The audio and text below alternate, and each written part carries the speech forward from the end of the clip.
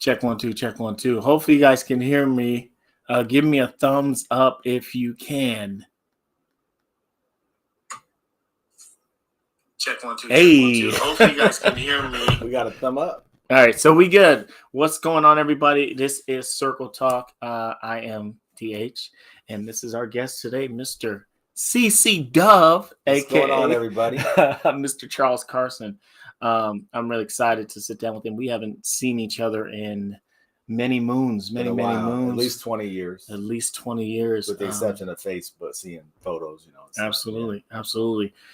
So we're going to talk about, this man's life and, how he became such a huge part of not only my life, but thousands of other young people that were looking for a place to go and get off the streets at a time when there was so much, going on the hilltop.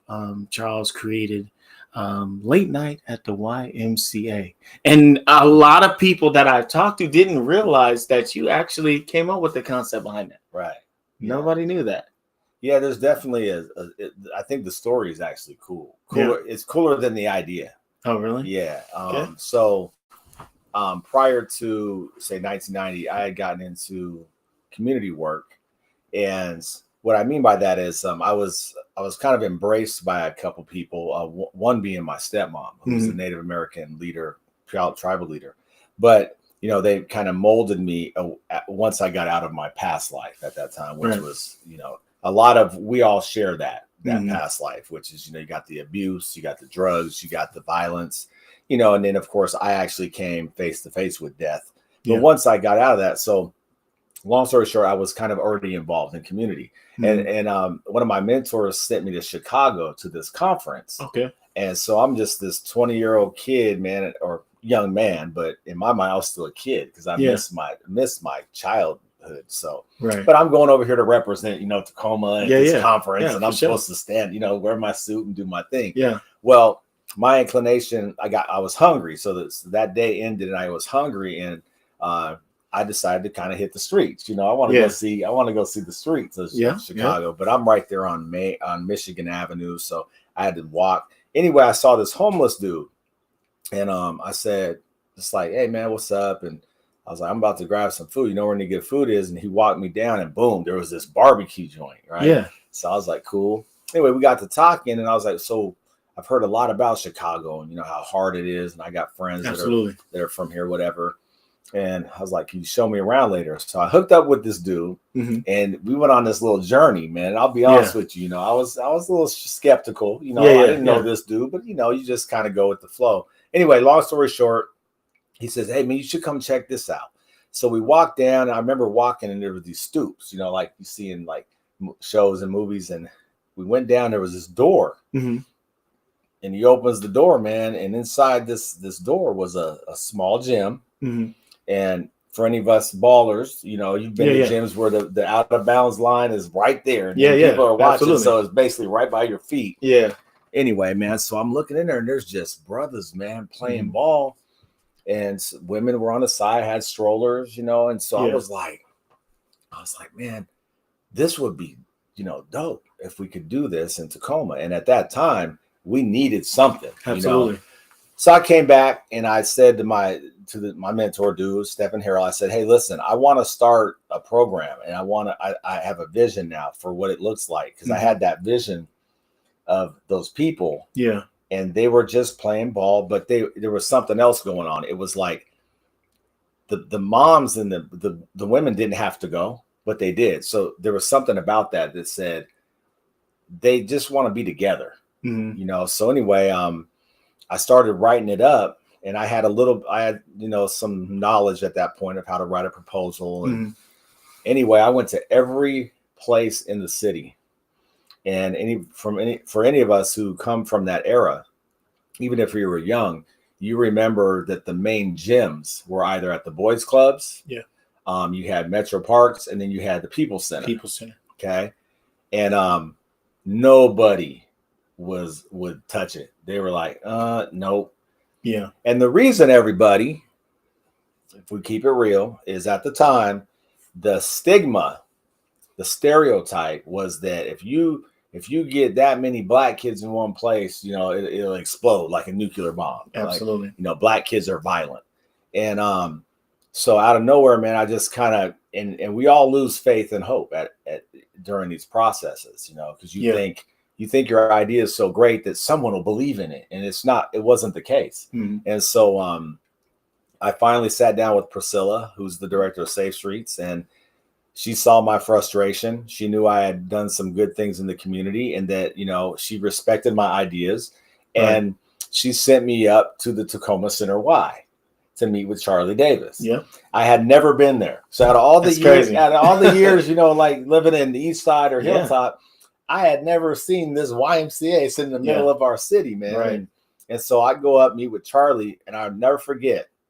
It's kind of similar to your experience and maybe the hundreds and thousands of other experiences. When you first walk into this Y, you're just like, okay, you know, you're like, this is dope, right? Yeah, absolutely. So I remember that feeling. And then I sat down with Charlie and then he passed me to Phil.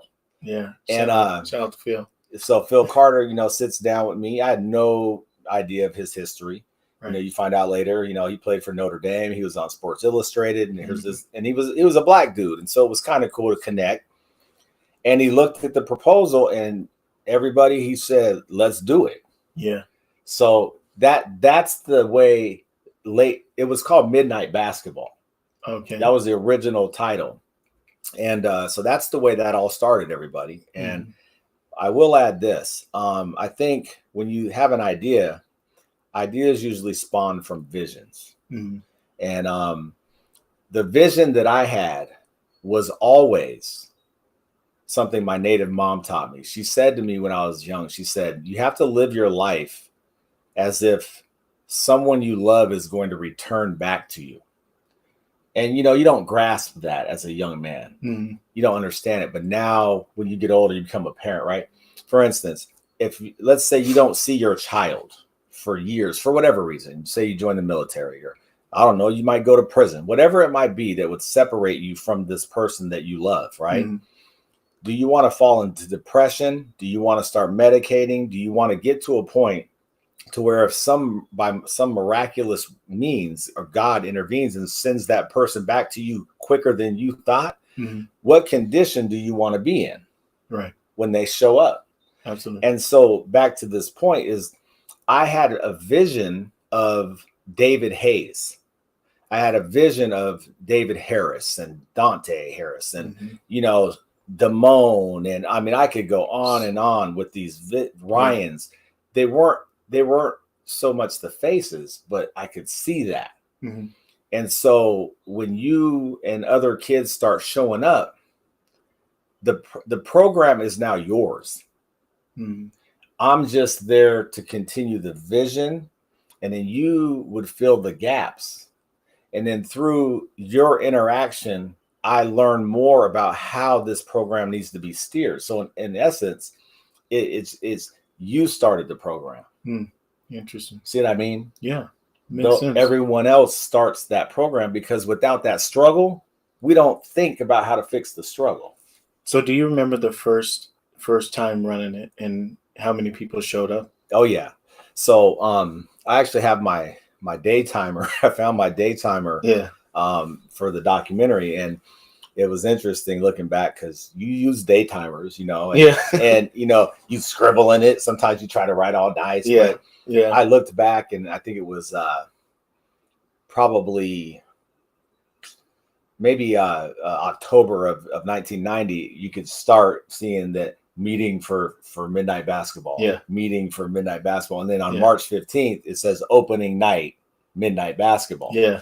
And so, yes, I remember. And it was a process and a preparation.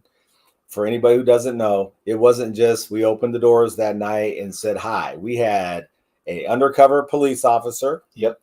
We had people around the building. We had volunteers from the law school, and they were diverse. So we had African-American leadership, you know, Caucasian. I mean, we even had the Vagos. They represent that, the Asian stuff. So we were diverse, but we were ready. And I think that everybody shared the philosophy that we said. Phil was always structure-based. I was more on the lines of, listen, no matter what happens here, we will not discriminate. Right. We are not going to look at that dude or that lady, and if they're wearing blue or they're wearing red, what we're going to do is set a precedent that you are welcome here, right? Yeah. And that we did this for you. Absolutely. And that night, I'd say, without exaggerating, we'll say about 125. That's crazy. The next week, it was 300. Yeah. You remember. I remember. We're the upstairs on the track. I mean, it got, and then just to, before you move on to the next question, just so you have a vision, everybody, is my vision was not 300 people in the building.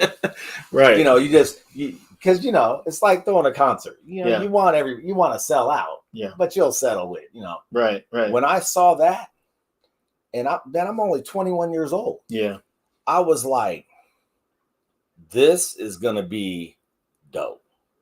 Absolutely. So I'll just leave it at that. And to me, I say, just in my opinion, I think you've changed hundreds of thousands of people's lives, not just the kids that showed up, but the volunteers and the staff, and everyone benefited from this idea that you came up with in Chicago, watching these guys playing basketball in this gym. You know, like, it's such an amazing thing to realize how many people you've changed their lives, got them off the streets, got them to a place where they could be, you know, positive, make new friends, stay away from the drugs and the gangs and the violence, all the stuff that was going on outside of those doors. You gave them that safe spot, you know? Yeah.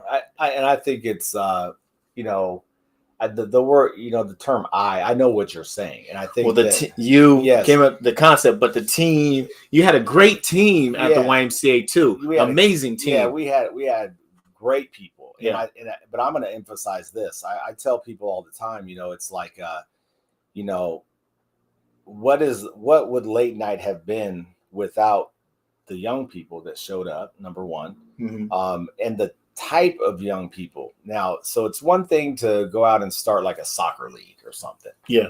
You know, and you get you get diversity, I guess, or whatever, whoever's into soccer. But here's the deal. So for me, what was interesting, being a light complected African-American, you know, and then seeing all the different representation of my culture.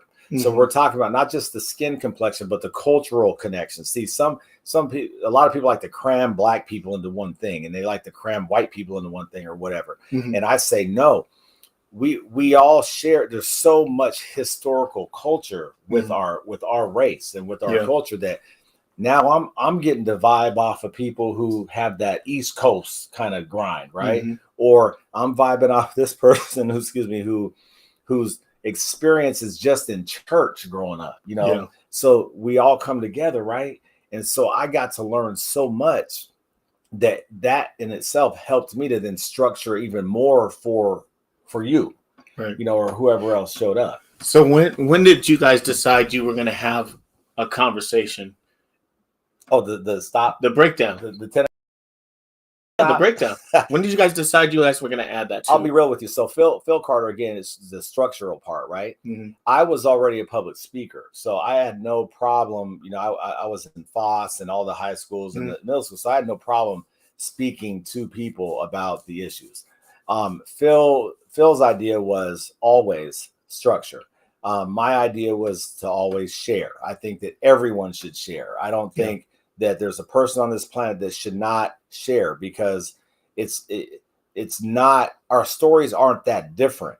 Right. The details are different, but if we all are trying to get to the same place, we end up in the same place with a story to tell. So it was a combination idea of I think Phil spawned that more. I was more interactive. Phil said, I think we should start stopping the gym. And I was like, all right, well, what are we going to do? And that was Phil. He'd say, well, let's go over there. But wouldn't know how to get there. But we would talk about it. So I was like, hey, man, I'll do it. I don't have it right. So that became, I think, I'm glad you brought that up. I remember the frowny faces, you know, or the dang. There's always going to be the frowny faces. Right. They were there. Right. But I think what it became was Charles, man, we're balling. Why are you stopping the gym? Or Charles, we're working out, or we're just over here vibing, chilling.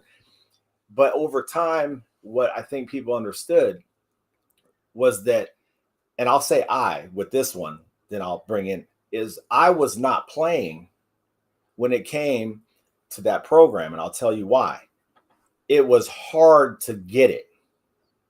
So for me, it was like having a child. Mm-hmm. And I was like, we're going to grind this. And I want to see these kids make it. And when I say make it, I don't care if you go on and be a millionaire, a basketball coach, or you just end up, I don't know, struggling on Social Security. I don't care as long as you make it. Mm-hmm. And so I personalized it. Mm-hmm. And so I was very, very happy and eager for that time. Right. Because I think over time that you guys got it. And I think then you would share that message or try to back that message up in your own lives, which is what we want. Mm-hmm. Nothing should be about, I appreciate more hearing you 20, 30 years later saying, wow, dude, I watched you. And now I took that education, or I took that skill and I applied it into my life, into my children. Absolutely. That's what it should be about. And you're acknowledging where it came from. What we do in this society is we start to worship people. Yeah. And that's not what we should do. Right. I want you to be a good dad, because you can be a good dad. Right. I want those young women to be good mothers because they can be good mothers, not because I carry the magic father dust, pixie dust. That's not, you know what I'm saying? So anyway. Absolutely. I thought it was pretty amazing though. We were talking about it earlier, but you had no problems bringing your son around, and showing us what a father was about at a young age, not being afraid to, bring your son to work. Yeah. There's a lot of, I was talking about my dad. My dad worked out all the time, every other day he was in some gym somewhere. And then after the gym, he was going to a bar somewhere, but that was his life. But he would never take us. It wasn't every time. Right. But I still remember your son when he was a little guy, little Charles, running around. Yeah. I remember that. And I was like, okay, that's really cool to see. I mean, what made you decide to do that? I think, and what I love about stories, for instance, I love hearing your story. Mm-hmm. I've always told my story. My story is very deep, but your story is very deep. And I think that, so that question requires honesty. And so I remember when Charles was born, I remember when his mother was pregnant, dude, I was scared to death. Yeah. Not because I didn't think I could be a father, but why do you think? Because when you're young, you're not ready. You think, oh my God, I'm not going to be able to play hoop. I'm not going to be. So that's sad that I think, I don't think that's in our culture, but I think it's in our society to where that's the most exciting and the best gift, now that you could ever have is a son or a daughter. Yeah. But why that fear, right? Mm-hmm. Because we feel like that child is going to strip us of our own life. Yeah. So to keep it real, I was afraid like that, and I was doing things in the community, I'd been in the paper and everything. And so I was kind of like, whoa. Right. But I'm going to tell you something. I think that when a child comes into the world and God has set you on the right path, it's like you have this innate response to that. And you realize all at once what it means to want to protect something with your life. Mm-hmm. And that's what that became. And so he's part of me. So I'm like, well, if he can roll with me, then I'm going to bring him. Absolutely. And to hear you say that had an impact on you, see? Yeah. So if I would have allowed society or my fear to dictate the outcome, you would not have seen Charles. Absolutely. But God comes in And he goes, wait a minute, Charles, I thought you prayed to me 3 years ago and said, hey, man, no matter what, God, don't let me be like my dad, right? Mm-hmm. See, God remembers that. We forget it. Right. God reminds us, right? Mm-hmm. So here we are now. You have children, and you talk about your son, and it makes me happy. Like, it makes me, like, beyond happy to hear you and, all these other people and these men and women now talk about their kids and their mm-hmm. active parents. And I look back and I go, and I cry sometimes because I go, I saw a vision, but God saw one bigger than mine. Right. So, right. Yeah, man, he was my buddy. So let me ask you this, and I know you trying to keep, stay away from a lot of the personal, getting in depth on it, but how was your dad? Okay, so my biological father, I never met. He lived in Ohio, mm-hmm. and he had other children post his relationship with my mom. Yeah, I only remember talking to him as a kid one time, and it was one of those weird moments where I go, "Hey, Mom, so where's my dad?" And yeah. I go, "Does he have a phone?" And she actually had his number, right? Yeah. So I remember calling him and having this little conversation. Mm-hmm. I think I was 10. Yeah. Never talked to him again. But I did have an adopted dad. And so if I equate a father into my life, it would be him. Mm-hmm. He adopted me when I was 5. Mm-hmm. He's now a pastor in Tennessee, but as a child, he was like, we were afraid of him. Yeah. And I'm not talking about, like shaking like this. I'm talking about like shaking like Scooby-Doo afraid, when Scooby-Doo was like shaking. Right? Yeah. Similar to stories you've shared and other people have shared, it wasn't just, slap my mom. These were punches. These were knockout blows. And when it came to spankings, man, from the age of, I'd say I remember that my first major spanking was when I was 6, and it was with an extension cord with my pants down. Yeah. And, that progresses to where you remember, you go to school and you got welts. And you got to do PE and you got to do this stuff, mm-hmm. and you fight through it, and you ain't going to tell, hey, guess what, Dave, man, guess what happened to me last night? Yeah, man, that extension cord, I learned more about that cord. It really, you don't tell your friends that stuff. Yeah, absolutely. So that was our image of a father, was that they are the mighty ones. They're the ones who run the show. Yeah. You don't talk back. Matter of fact, if your mama can't even talk back, then you really don't talk back. Mm-hmm. So, that was my father. And then by the time I was, I think 10, he was gone. Yeah. So that was like a relief rather than no, my father's gone. You know what I mean? That's crazy. Yeah. Huh? And it's funny you say that, the extension cord thing, because I know we were just talking about that. I mean, it's engraved into my head till the day I leave this earth. I was 12 years old, and my dad whipped me with an extension cord to the point where I was like, thought I was gonna die. You thought it was over because I showed up to the house 4 minutes late. I don't know if you remember Chris Busby. Oh, of course. I was at Chris Busby's house. Yep, he lived a block away from me. We was playing a Super Nintendo. He just got a Super Nintendo. And we was playing Donkey Kong, Donkey Kong. Yeah. And I just lost track of time. I got home at 8:34 instead of 8:30. And he's sitting there with a beer right there on the couch, and we run upstairs and he calls me downstairs and says, "Were you late?" And I said, "Yeah, I was late." And then he just started swinging, And so, I mean, it just takes me back when you brought that up, and I'm just glad that nothing like that. You're glad that you survived the cord. And I think it's important, especially with this conversation, is a lot of people like to look back on things and say, "Oh, that's that what the white man did to us," and that put that beating as slave beating mentality, right? You've heard that, where they say, it's a psychological thing that's been carried over since slavery. Right. Well, okay, great. That's your answer. Here, how about this, though? The interesting thing about it is this.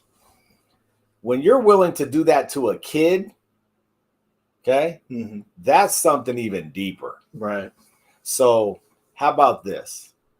Why don't we just look at the issue of abuse and we look at the issue of violence and how things can happen to an individual to the point to where they're willing to take and premeditatingly pick a weapon in advance. Yeah. Have time to think about it because they're watching the clock, obviously, right? Yeah. You got home at 8:34. How do they know that? They're watching the clock. Yeah. But in that same amount of time, nothing in their mind changes with their plan. They're still, they got that. They're going to beat you with a cord. That's an issue. Right. And it has less to do with, I say, origin, and because we can argue and debate origin, or we can say, yo, how does a person get to a point to where they're willing to beat a kid with an extension cord? Right. And it's sad. A lot of us have experienced that same comparison. Yeah, absolutely. So now we can look at neighborhoods, we can look at communities, and we can start to examine what are the trained methods that are used in society when push comes to shove, right? Yeah. When push comes to shove, the cops, when they get fed up, pull their gun. Absolutely. Or they pull their taser. Right. And it all depends on what level they feel it's necessary to do that. Right. Right. Right. And that's where we start talking about, well, what is that level? I would bet right now you've never beat your kids with an extension cord. No. The question is why? It's not right. It's not right. And number one, man, I mean, you start visualizing it, right? And you go, huh? What? Right. Like one strike, then two, then 5, then 10, and then you're going to sit there and tell your kid you love them? Come on, man. No. There's a problem there. So I'm glad you survived it. Absolutely. I'm glad everybody out there who's listening and went through this survived it. Beauty of it is, isn't it interesting how when we talk about it, we can all kind of look at it and go, I wasn't the only one. Absolutely.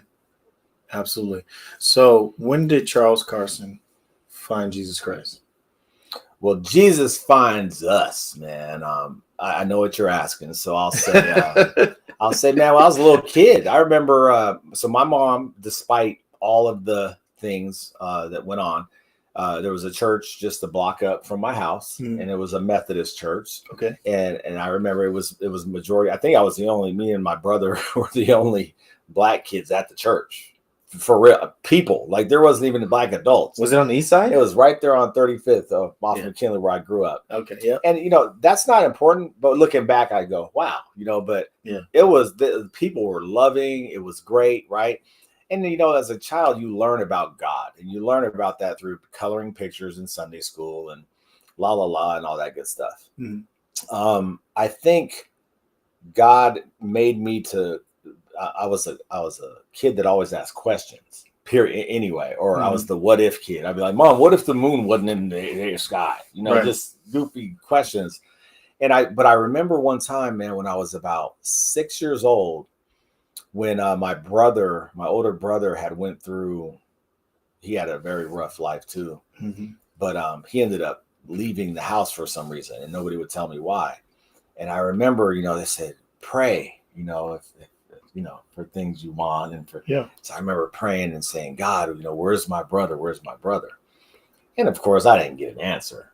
But I remember really feeling like that I was talking to a real thing. I remember feeling it like it was a trip.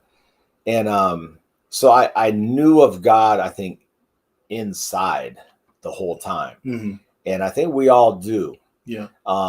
But what happens over time is we get crushed by our reality, and we're humans. We want to understand. We want to know why. We always want to know why. Absolutely. And when we don't get those questions answered, there's this thing that happens, and it's called doubt. Yeah. Okay. And that's almost a process. Right.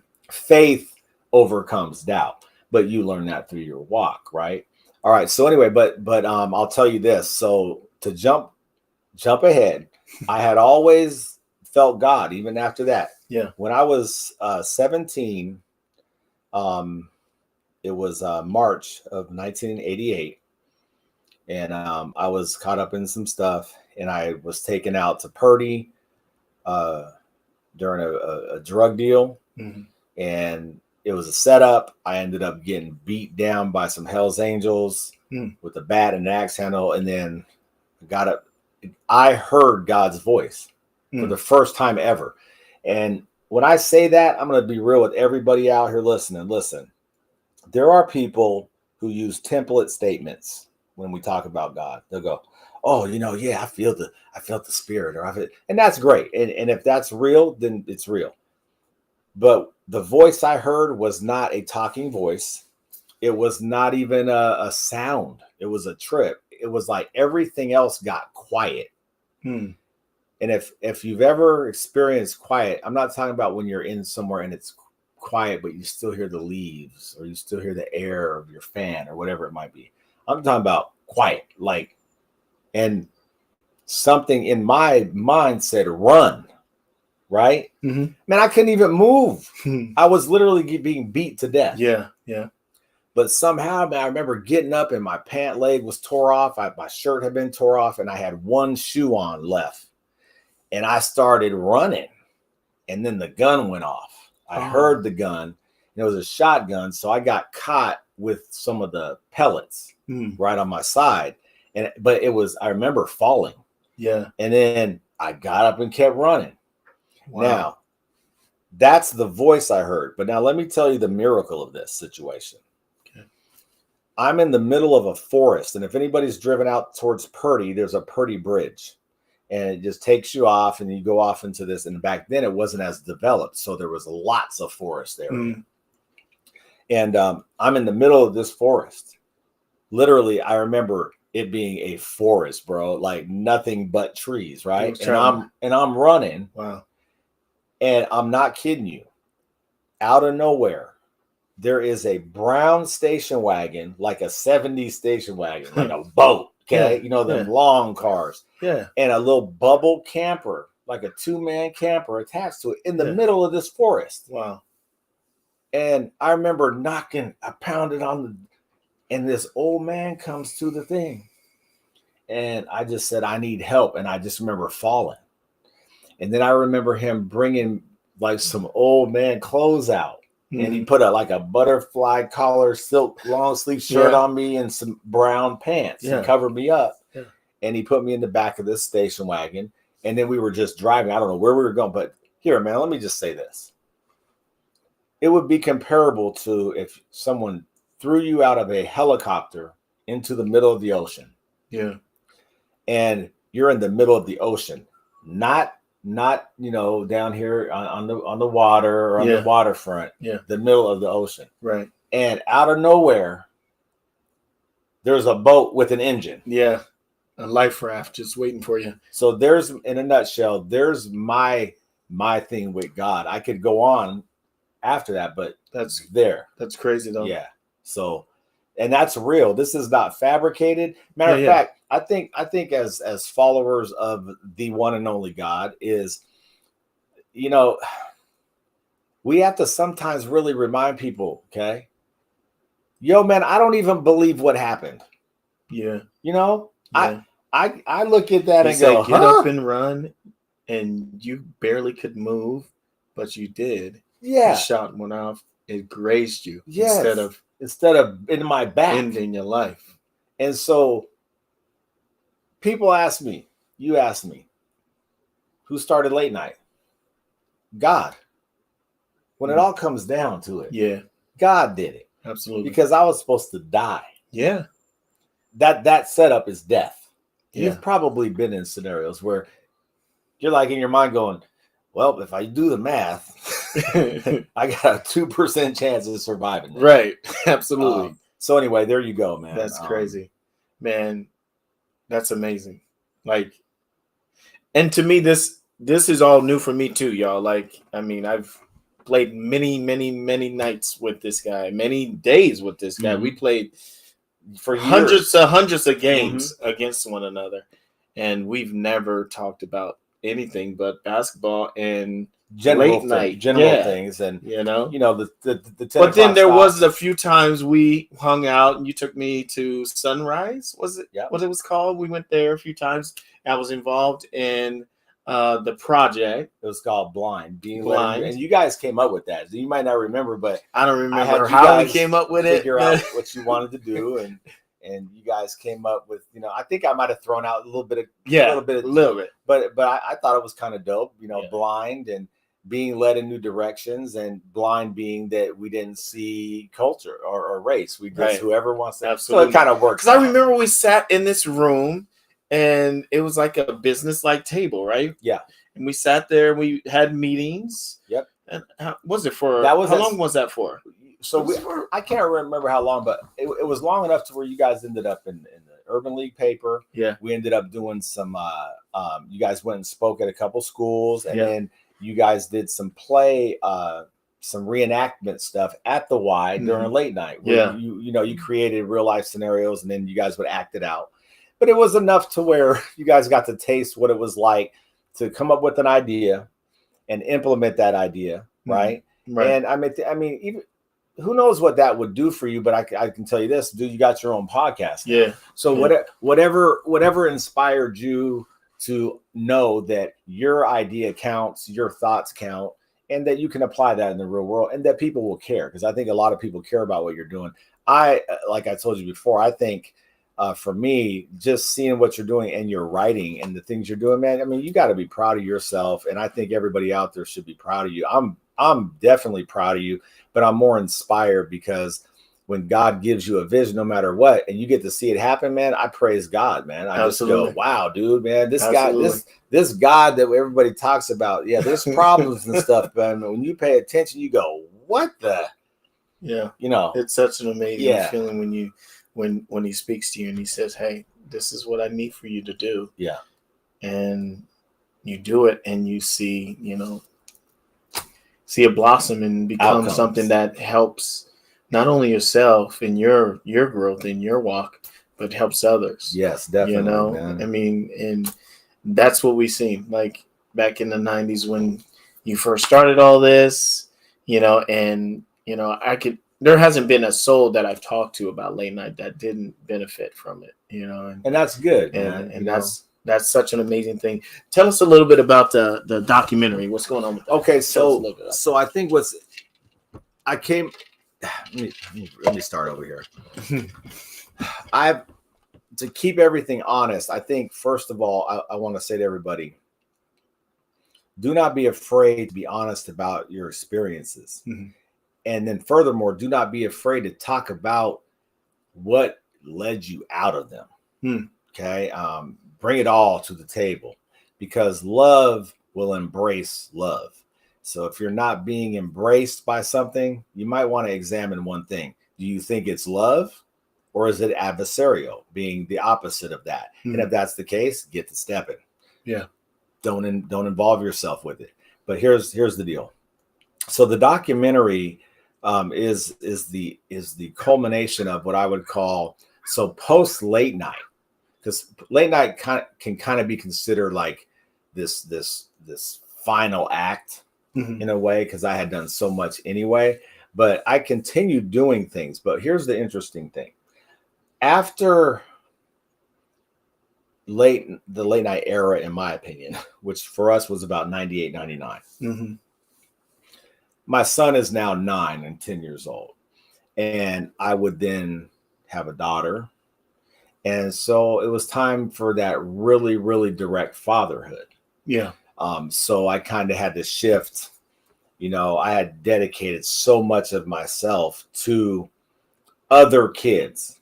Yeah. That now here's this kid, and now I got to go to take him to school, and I got, all this other stuff. And it was okay, but I've had this dark cloud in my life, man, for the past 25 years, and I couldn't figure out what it was. So anybody out there who's battling with depression, anxiety, or anything of that nature, understand a lot of times these are feelings that just kind of permeate to the point to where it creates an overwhelming reality in your life. And so that can come in any shape or form. I dealt with suicidal tendencies. I dealt with depression and anxiety while I was running late night and working in the community. Mm-hmm. I wasn't this guy that just was like, yes, I've made it. And now I'm perfect. And heck no, man.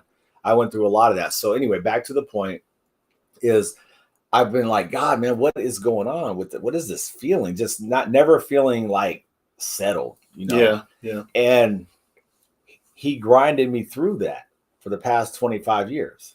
And then it hit me about 4 months ago. I said, I know what it is. I haven't ever told my story, the real story. Yeah. And then I went, and where are all my, I refer to you guys as my kid, like my kids, right? But where's all my little homies at? Yeah. Where are they at? Right. That was the void. It was that I spent from 1990 to 1999. Think about that, David. I grew up with you guys. Yeah, absolutely. I celebrated birthdays with you guys. Yep. Mm-hmm. I would meet people's mothers and brothers, and we had a family. Graduations. Yeah, people. And I watched like you guys come down there coming out of 8th grade. Then you're like, yo, man, my prom's this. And I'm like, looking back on that, going, this is the void. Yeah. And so the documentary, it started off with just that idea of, I got to tell the whole story, right? Mm-hmm. But then God hit me with what the void, the actual cloud was. He was like, okay, but Charles, whose story is it? And I went, oh. So I said, okay, I know what I got to do. Yeah. I'm going to be in the backdrop. I'm going to walk people through my life, which will tell my story automatically. But I want to talk about Ramona Bennett, Stephen Harrell, Priscilla Lisicich, Lyle Quasim, Maxine Mims, Joy Hardiman, Willie Stewart, mm-hmm. Phil Carter. I want to tell how without these people, my story ends. Yeah, true. Right? Then I want to go, you want to talk about late night? Oh, well, then we need to talk about, and here's where it got good, everybody, is I have my like, if I close my eyes and think, I have my pictures of people, right? Yeah. So it started with like, of course, Damone, Sean, Tamiko, Ryan. Then I got to, Stooks. Then I went, oh yeah, David Hayes, and then Sterling, and then Calvin Bell. And I mean, then it just starts rolling, and that's kind of where you saw me jump on social media, or you would hear from someone. Charles is doing this documentary, right? Mm-hmm. This documentary is going to tell the story of everyone I can get, how you guys survived one of the most turbulent times in Tacoma's history. Absolutely. I mean, and we tell the story now, and for everybody listening, your story is valid, and I'm going to tell you why. If anybody has seen the movie King Richard, which is the story about Selena and Venus, but it focuses on their dad and how he, pressed his daughters. Mm. There's a scene in that movie where they're sitting at the dinner table, and you hear this music come on, and it's a news flash on the TV. Mm-hmm. Have you seen that movie? Haven't seen it. Well, guess what the news flash is? It's the Rodney King beating. Oh, okay, yeah. So when I remember I paused it and I went, bro, that was 30 years ago. Yeah. We opened late night March 15th. I believe, and don't quote me, I believe that Rodney King matter happened towards the summer. Mm-hmm. I remember me and Phil being scared, thinking that Phil, I'll say this, Phil was unsure if we should open the Friday after that happened because there was rioting. Right. But my point is, how old are you, Dave? 44. Okay, subtract 30 from your age. That's 14. How old you were. You have kids now. When they see that same Rodney King footage, it looks to them like when we were young, looking back at Martin Luther King marches. Yeah. It seemed distant. It seemed like, what? That really happened? Right? Mm-hmm. But at the time, it wasn't that long ago. Yeah. So we have a history now And we survived a time when, you remember, you were afraid of your own people, man. Yeah, absolutely. You were afraid of getting not beat up, shot. Yep. For nothing. For being from this place or that place or wearing this clothes. Wearing the wrong color. A lot of times it was color, you know, whether you were from that hood or not. If they caught you wearing the wrong clothes, you would either get beat down or you was getting shot. I mean, yes, that's what we dealt with. And so you are talk about trauma. You know, you talk about, we talked about extension cords. Society had an extension cord, and it was beating our culture to death, and our white friends and family and Asian, because at that time we accepted everybody. It was all about, yo, they're from the same place I am. We share that we're all poor.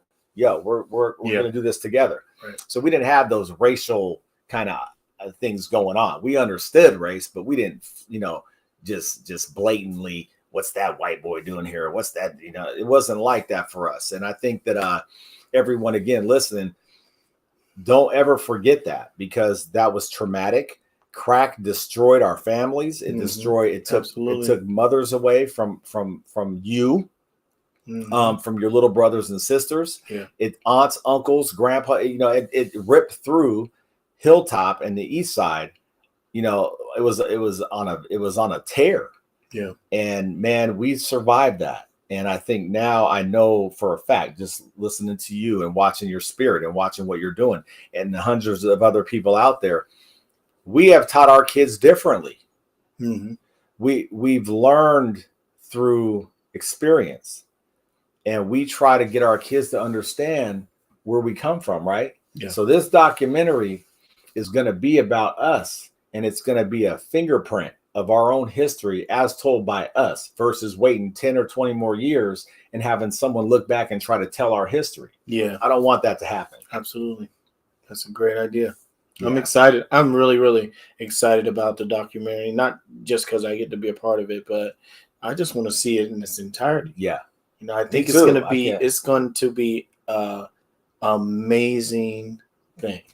I mean, you have so many people that I know personally, and I'm excited to hear their stories. I mean, a lot of them I may already kind of know, but some of them I know I don't, and so it'll be an exciting thing to watch when it's all said and done.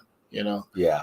How much more do you think you guys need until you have your final product? Okay, so I know that there's a lot of people that you've already interviewed, but there's more that you want to get to. Yeah, well. Definitely. And so we got to get you. Right. Okay, that's important. We've got Roberto Bergerson coming in. The people that are kind of out of state or really doing things where it's hard to reach. So I would say, if you look at the last 3 months, it's been amazing how God has worked. Because I'm going to tell you, 3 months ago, I didn't know where 85% of these people were. And then 3 months later, I've had people at my house. I fed them. I love seeing you guys. And this is great. So to answer your question, what I had to do is kind of non-traditional in the sense of how you do a documentary. So yes, we have the outline. Yes, we have all the pieces and components. The vision's there, right? But when it came to saying, Charles, this is not your story, then it's like, okay, oh snap, is this going to be like a 10 series thing? Because there's so many of you that have stories, right? Yeah. We are just about done interviewing. Now it's all about getting the visuals and things we need so that when you talk about your life as a child, right? I want to have visuals to show that you weren't the only one going through that. And I want people to see this and learn from us. One of the key things that I find interesting about being in the position of, say, being a mentor or what people call a role model is that people don't understand. I was only 6 years separated from most of you. I was a very young person. Yeah. But I think that when you have these people in your presence, they force you to be ready at all times. Yeah. And what I mean by that is, I'm going to use this example. I quit using drugs and alcohol on June 2nd of 1988. I had been using from the age of 9. I ended up, from weed, it went to acid and speed and mushrooms and whatever. And then it went to cocaine and then crack. Mm-hmm. Never did heroin or nothing like that. But it was definitely an option. Yeah. But then I was able to quit. God kind of wiped that one clean, man. Cold turkey one day after a couple of it. The beating and shooting helped. Yeah. but yeah. Point is this. So I celebrated 34 years just last week or whatever. Now, here's the deal. The consistency that we all need to show in our lives is usually inspired by our children, right? Yeah. I mean, think about that. Absolutely. And so with this documentary and with the time frame, it's very important for me to show your story, because there is no better outcome for anything we can do for anybody but to give them the same chance we had or even more chances. Mm-hmm. Yeah. And the survivability, I'm going to throw this out for you and everybody who's listening to show you the impact of not only what you're doing now, but what you did when you made the decision a long time ago to be involved in something positive.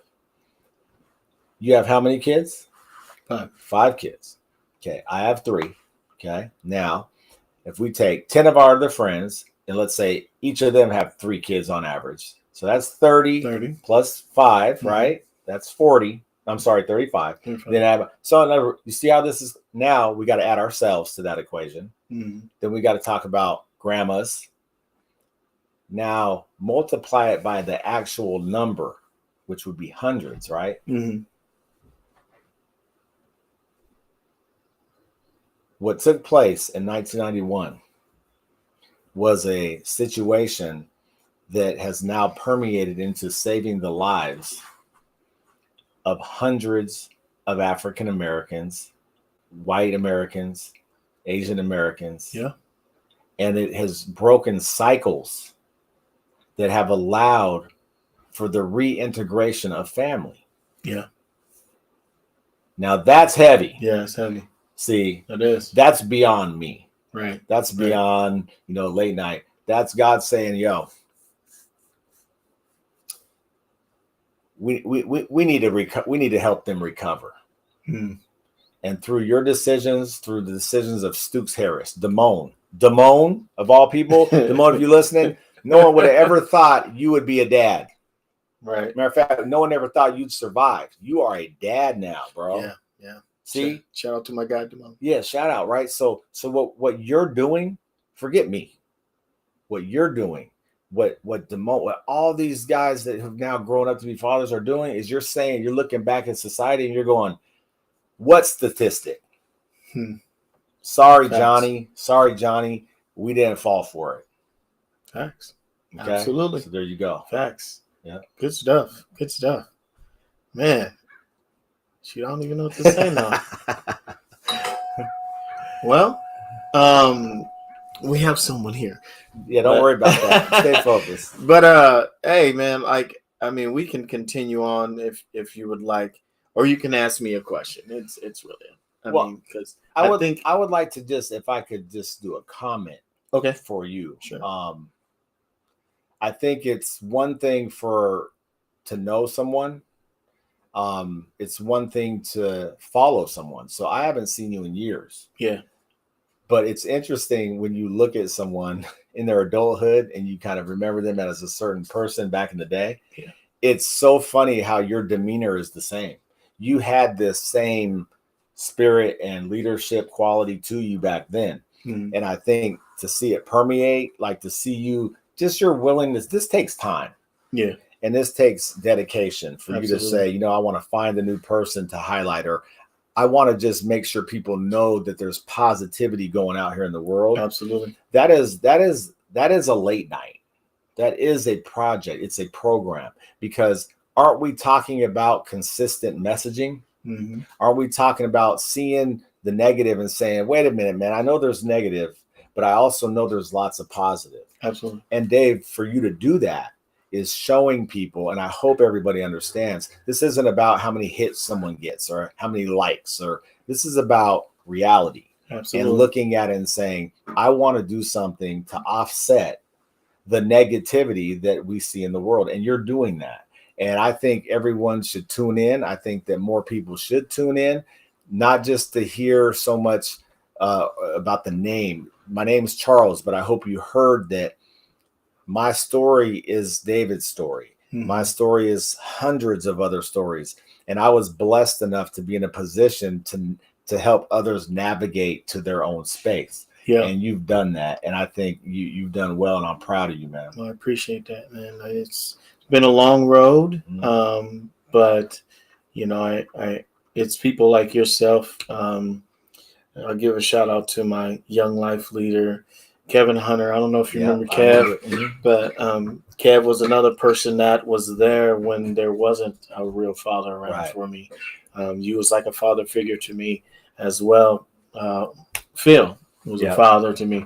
I mean, it was people like yourselves that helped, you know, keep me grounded and get me away from following in their footsteps, you know, going and drinking and becoming abusive to the people that I was with, and, you know, becoming a spitting image of my dad. I could have been the same person. Yeah. You know, I could have followed that, but I knew that something was wrong about that. It didn't feel right to watch the things that I watched, to experience the things that I experienced, to sit up in my room with my brothers holding each other, crying while my mom is getting dealt with downstairs, and because she didn't have dinner ready in time.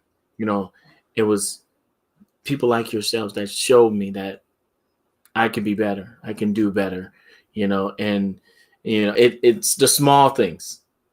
Come play basketball with us. Let me teach you how to lift weights. Let me teach you how to do this and that. It's seeing a positive role model and taking initiative and picking pieces from you and him and him and him. Yeah. And now applying them. Yeah. And using them in my life now. You know, that and got me to where I'm at today. Man, you're doing great. And I love your shirt, man. Thank you. God is dope. I mean, you know, he is. Everyone knows that. If you don't, then holla at me. We can talk about it. You know what I'm saying? We can talk about it all day. But I thank you. I truly do. I never had an opportunity to thank you, but I do thank you for all the good and the bad, you know, because I know that none of the negative things that happened in our relationship were for anything but me being a young man that wanted to beat you. You wanted to beat me on and we talking basketball right now. It was just I just wanted to beat this guy. And I think, and you could talk to any of the young guys that I used to hang out with. We all wanted to beat Charles Carson. That's what it was all about. Well, here's the question. Do you remember if you ever did? I think I went probably 78-3. Hold on, that's an interesting number. So if we 3 and 78, I meant. So he beat me up so many times. Hey, you know, we shook hands a lot, but then a lot of times I don't curse, but I still found ways of, you know, cursing him out. Dave was competitive, man. I was just a competitive guy. And I'm competitive, but I mean, you know, man, it was all fun, man, and it created these memories. So, yeah, absolutely. So the record don't matter, because if you really want the truth, listen to this one. Okay. So my youngest son, this is no lie, everybody. So I quit playing competitively 2008. Yeah. Okay. I have a little hoop right across here at my house, people, and my son loves basketball. So for the past 4 years, since he's been able to actually shoot it and actually get it to the rim. Okay. The record, everybody, is in a horse. Dad, about 250 and 0. He just doesn't get it. Yeah. He doesn't understand statistics. There's so much in the game of hoop. Yeah, absolutely. Shoot 10 layups. Want to know why? Someone's gonna miss. Yeah, absolutely. Just make sure it ain't you. Yeah. So you know, it's all about that, and then we realize, man, what a dope game, man. Yeah, you know, it's just a fun game. And, absolutely, and it keeps going. Our kids so many love friends, so many friends playing it, and created long-term relationships. Yeah. You know? So thank you guys so much. We're gonna go ahead and close up shop. Appreciate you guys for watching us. Next week we're gonna be with Michael Wasteman. He's from Seattle. He was on The Voice. He's such an amazing singer. If you guys have not heard of him, go check him out. One of the baddest white dudes that I know. No offense, he's a singer and he's an amazing singer. Check him out. But I'll be with him next week. So y'all take care. Thank you again, Charles. Hey, no problem, Dave. Appreciate you, real quick. If you can see the poster, he is the greatest of all time. The GOAT. All right. So anyway, what about Prince? Oh, come on, man. we didn't even get into Prince. We could probably go an hour on Prince because this is my guy right here. I miss my dude, man, but he did enough for me.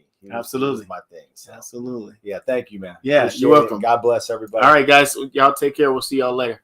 Peace.